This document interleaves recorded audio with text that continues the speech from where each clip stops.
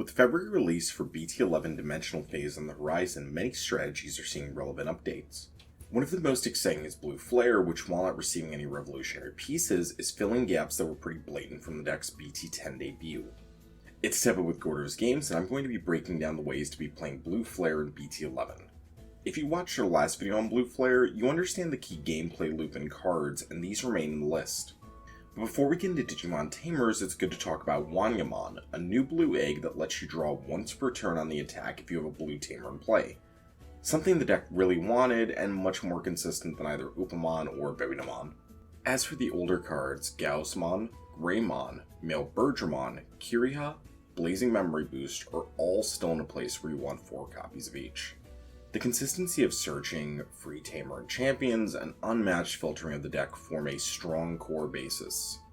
However, with BT11, it's filling one of its gaps by finally picking up another rookie in Dracomon, who's a 3-to-play, 0 Evo with a not-so-relevant 0 to Evo from a BT11, who on your turn once per turn when you play another Digimon with Dramon or Blue Flare and name or traits, you draw 1.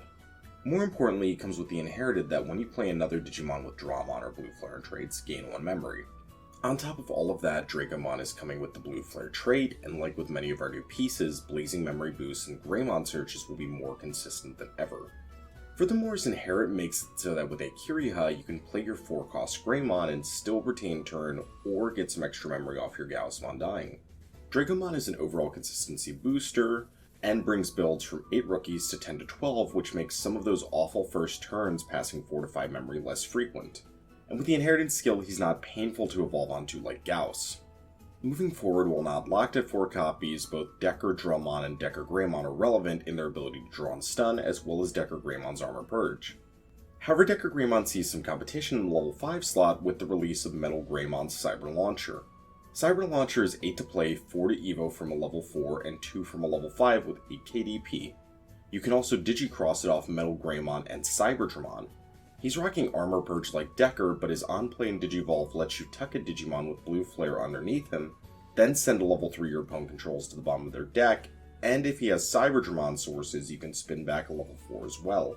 Now, I don't really think that second clause is enough reason to run Cyberdramon, but Launcher's fulfilling another purpose in being the best answer to memory blockers and play cost blockers. These cards can hard lock you out of all your play patterns, and there's no better place to send them than to the bottom of the deck, so Cyber Launcher justifies itself at least 2 copies. Blue Flare is also getting a very good finisher in Zeke Greymon, 11 to play, 3 to Evo from either red or blue, and 11 KDP. However, he can also Digivolve for 2 from a Metal Greymon. On Digivolve, he lets you unsuspend, and then if the card with Blue Flare is in traits, and your opponent has 2 or more Digimon in play, you gain 2 memory. Finally, he comes with a save to tuck a Blue Greymon and Male Bird under a Tamer with General in their traits.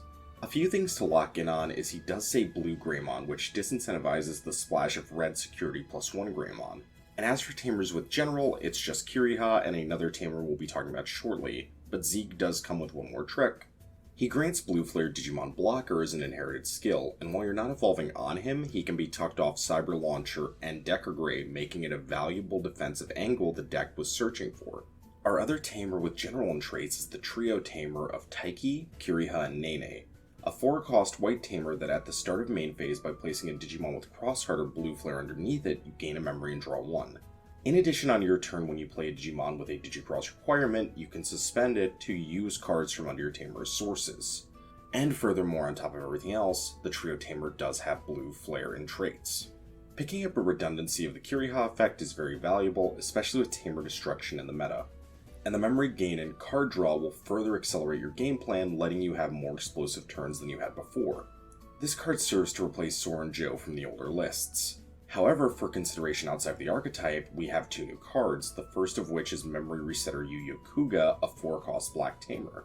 He has an effect where if you Digivolve into a Greymon named Digimon, you may suspend him to grant a 2k boost to DP. And if that Greymon was the same level as the Digimon evolved on, you can grant it immunity to your opponent's options. This card functions as a tech piece, having utility with the Armor Greymons and another card I'll mention shortly. Also, the 2k boost can serve to get Blue Flare to some impressive thresholds on the attack. However, having multiple memory resetters can be detrimental, but Kuga functions as a silver bullet to aid any matchup where options threaten your purged towers. or to help you punch over Digimon with redirection abilities. Think of him as similar to playing something like a delicate plan rather than playing a tamer. Consequently, Kuga's presence in the meta due to Black War Greymon is going to reduce some of our main decked options, leaving most lists only playing Ice Wall or Sorai for defensive utility. The meta is looking to be more aggressive with a lot less banking on defensive tools in security. Kuga also has a relevant function with the Metal Greymon X from BT9, which grants an extra security attack on Evo and 3k DP if going over a Metal Greymon. With 5k DP from Kuga and the Metal Greymon X's ability, and a Zeke Greymon that can go on top of it due to it being a red level 5, allowing it to unsuspend, that's a potential for 16k DP, attacking twice if you have the Greymon inherit, which will let you much more easily shred security on your opponent while having much less to fear when attacking. With all the new cards to consider, here are 2 sample builds for the start of BT11. The good news being that with all of the relevant cards we're adding being rare, it's a very budget upgrade to the list.